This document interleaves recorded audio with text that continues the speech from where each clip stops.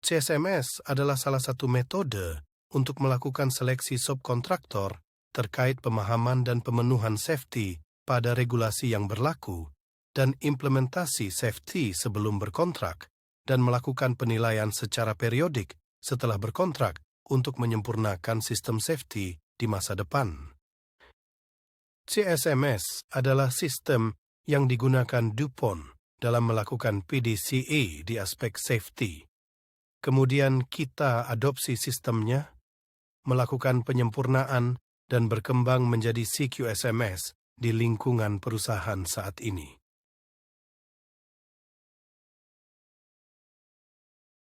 DuPont adalah sebuah perusahaan produsen bahan kimia asal Amerika. Sistem DuPont yang digunakan dalam menjalankan bisnisnya dengan melakukan PDCA pada aspek safety antara lain adalah 1. CSMS, Contractor Safety Management System, 2. Rule dan Prosedur, 3. RCA, Risk Containment Audit, dan 4. Insiden Investigasi. Ini contoh Organization Chart Safety Committee. Heart Committee adalah Project Manager, Sekretarinya adalah HSE Manager.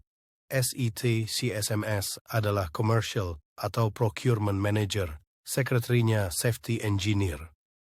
SET Rule dan Prosedur adalah Engineering atau QA Manager, Sekretarinya Safety Inspector. SETRCA adalah Construction Manager, Sekretarinya Safety Supervisor. SIT Incident dan Investigation adalah Business Manager dan Sekretarinya Health Officer.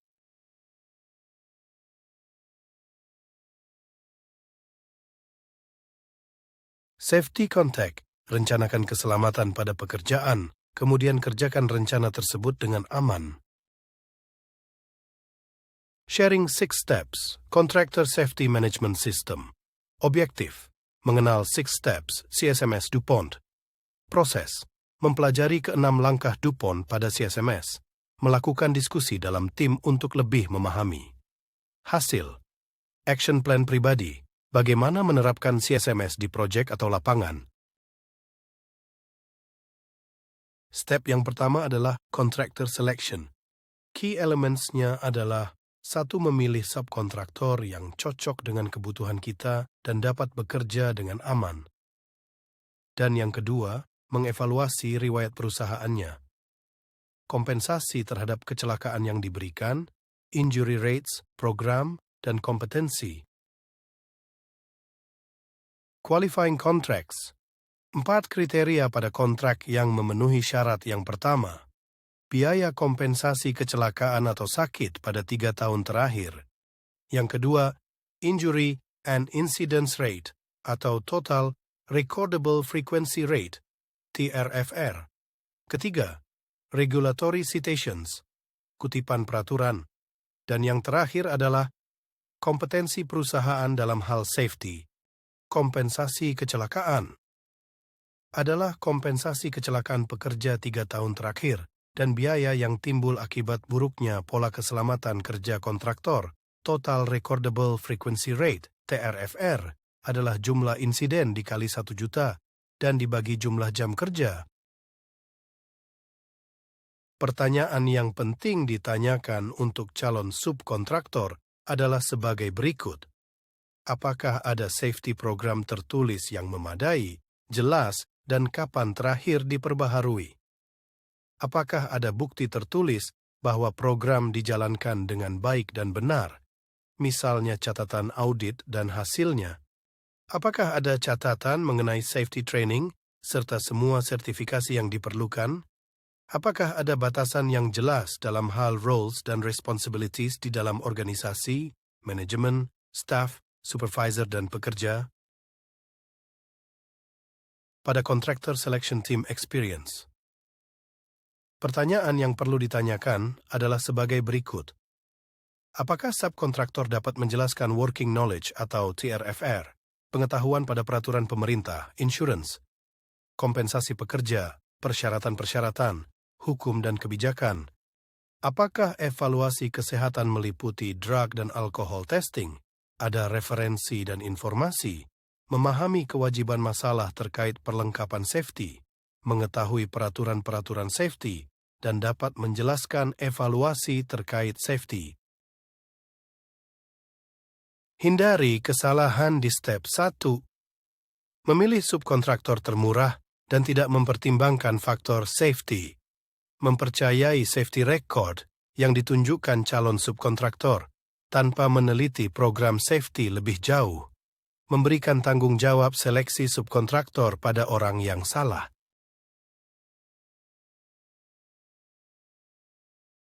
Step yang kedua, contract preparation. Key elements. Yang pertama, mempersiapkan safety specification secara khusus dalam paket kontrak, sesuai dengan kebutuhan pekerjaan yang disubkan. Dan yang kedua, dapat memahami cara menekankan kebutuhan safety dalam kontrak. Elemen-elemen dalam contract preparation meliputi menentukan scope of work dengan jelas, melakukan hazard analysis pada pekerjaan, membuat safety specification secara detail dan spesifik dalam kontrak, dan mintalah dokumentasi safety plan kontraktor sebelum mengajukan proposal. Tentukanlah rules of the game, memenuhi safety performance yang diharapkan. Standar kerja secara aman, kemampuan key personnel, perilaku yang diharapkan, dan hindari permintaan khusus di tengah kontrak. Hindari kesalahan di step 2. Kontrak tidak dipersiapkan dengan matang, persiapan kontrak tidak melibatkan semua pihak yang terkait, membuat kontrak secara generik dan tidak mempertimbangkan kebutuhan khusus dan ekspektasi yang tidak jelas.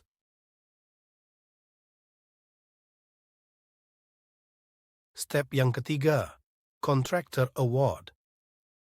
Key elements, kesempatan untuk mengkaji ulang seluruh safety specification yang telah disepakati dalam bid and pre-award meetings. Menentukan key personnel untuk melaksanakan tugas secara efektif. Dan yakinkan orang yang tepat, baik dari sisi kontraktor maupun subkontraktor yang menghadiri meeting ini. Siapa yang harus ada dalam meeting? Perwakilan subkontraktor yang memahami hal komersial dan dapat menjelaskan bahwa safety requirement sudah dimasukkan dalam perhitungan. Perwakilan subkontraktor yang memahami pengaruh safety requirements di dalam proses proyek. Dan pihak owner maupun subkontraktor yang tentunya memahami perihal safety. Langkah-langkah dalam contract award adalah sebagai berikut.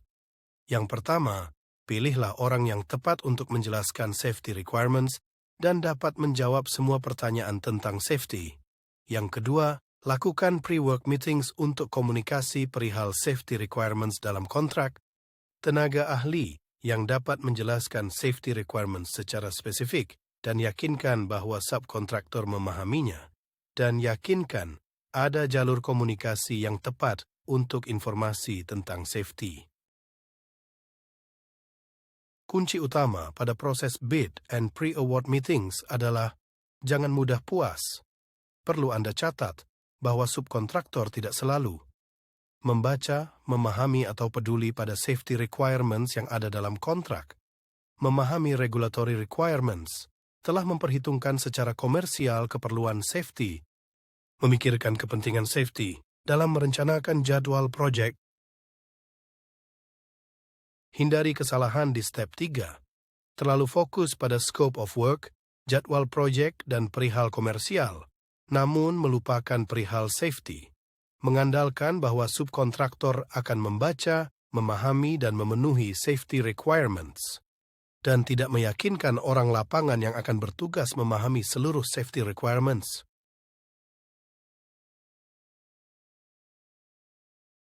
Step 4. Orientation and Training. Key elements. Yakinkan semua persiapan di 3 steps sebelumnya terrealisir. Perkenalkan para pekerja subkontraktor dengan budaya keselamatan yang ada, serta perjelaslah bila ada hal khusus dalam rangka orientasi dan training ini. Front-end loading adalah kunci safety goal of zero injuries. Ada banyak perusahaan yang mengabaikan keempat langkah CSMS ini. Akibatnya mereka kehilangan kesempatan untuk mengurangi resiko kerja proyek secara menyeluruh, memperbaiki efektivitas kinerja proyek dalam hal cost, quality, dan schedule, dan momentum awal untuk komunikasi dengan seluruh rekanan yang terlibat dalam proyek. Orientasi dan training yang efektif. Tunjuklah seseorang yang telah berpengalaman untuk melakukan orientasi dan training.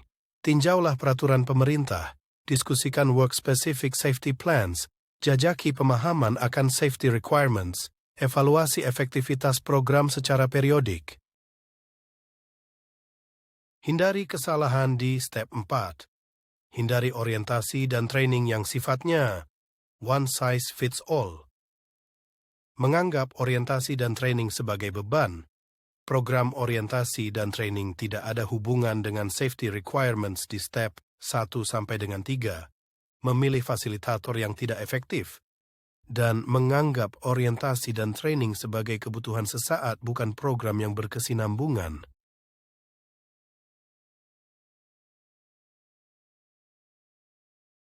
Step kelima, managing the work. Key elements, meyakinkan agar pelaksanaan safety sesuai kontrak. Yakinkan bahwa safety audit benar-benar bermanfaat, agar terhindar dari kecelakaan yang mungkin akan terjadi, tidak sekedar policing. Kemudian ciptakan mekanisme perbaikan secara berkesinambungan dan terhindar dari kesalahan yang sama. Kerjasama sebagai mitra, bukan musuh.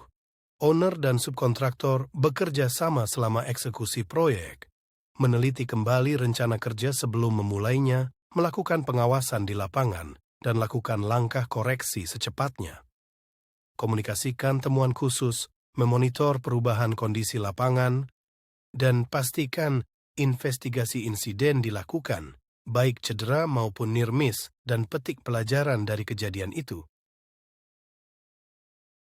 Alat komunikasi yang digunakan dengan subkontraktor.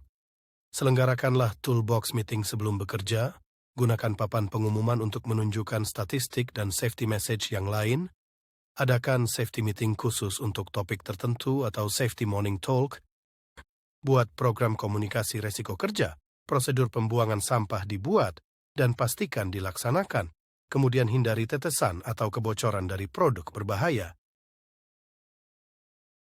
Lakukan pengamatan apakah jalur komunikasi berubah. Hindari kesalahan di step 5. Menunda seluruh safety activity sampai di step 5 ini.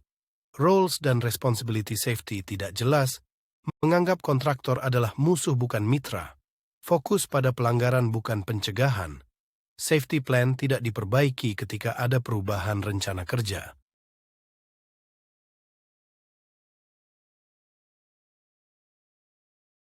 Step 6. Periodic evaluation. Key elements. Ciptakan sistem untuk mengeliminasi kontraktor yang buruk dan menghargai yang baik, dan tanyakan penilaian kepada semua pihak yang terkait. Evaluasi kinerja keselamatan, penilaian terukur, cedera, penyakit insiden, kompensasi pekerja, dan klaim. Tanggung jawab secara general, kasus hilangnya hari kerja, total tingkat frekuensi yang dapat direkam, kerusakan harta benda dan kendaraan, penilaian subjektif, perilaku dan kerjasama. Kontrak selesai dan internal evaluation. Kontraktor dan subkontraktor bersama mengevaluasi kinerja keselamatan terhadap permintaan dalam kontrak. Kontraktor dan subkontraktor mengevaluasi efektivitas meeting. Kontraktor dan subkontraktor harus melakukan emergency drills and/or evacuation drills bersama dan mengevaluasinya. Kontraktor dan subkontraktor saling memberi feedback. Melalui proses pembelajaran, kontraktor dan subkontraktor bersama-sama memperbaharui database dan cara kerja aman. Kemudian kontraktor menentukan apakah subkontraktor tersebut akan diundang untuk pekerjaan berikutnya. Hindari kesalahan di step 6. Tidak mengikuti langkah ini, step 1 sampai dengan step 6, tidak belajar dari kesalahan, kembali mengulangi kesalahan yang sama, ekspektasi yang berubah-ubah. Secara tidak fair menyalahkan subkontraktor. Padahal owner merupakan masalah utama atau bagian dari masalah, subkontraktor tidak terus dibina selama proyek berjalan. Kesimpulan pada paparan materi ini adalah, yang pertama, Anda dapat meyakinkan bahwa post-contract evaluation menjadi bagian penting dari proses CSMS, Contractor Safety Management System. Dan yang kedua, perlunya memperjelas siapa yang bertanggung jawab untuk melakukan follow-up action dalam langkah-langkah CSMS. Terima kasih saya ucapkan atas perhatian teman-teman semua pada presentasi saya kali ini. Perubahan tidak akan datang jika kita menunggu orang lain atau waktu lain. Kitalah agen perubahan untuk perusahaan dalam mempercepat proses transformasi perusahaan. Rangkaian kata dapat memberikan inspirasi, namun tindakan akan menciptakan perubahan. Sekian presentasi saya hari ini, semoga bisa memotivasi Anda semua. Salam sehat dan tetap semangat.